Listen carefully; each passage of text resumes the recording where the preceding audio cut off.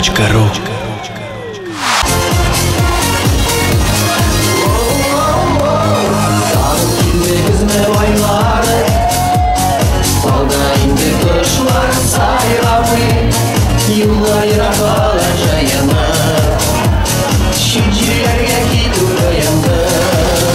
Культура татарская — это не только быт, не только одежда, не только кухня, скажем, татарская, но еще и песни, естественно.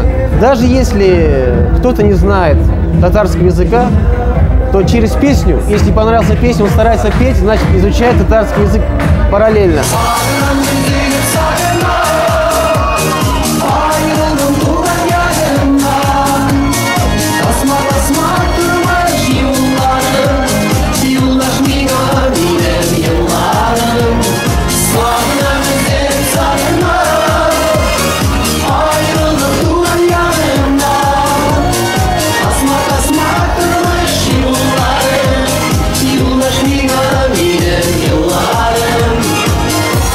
Сегодня здесь творческий вечер популярного татарского диджея Радика Яруллина.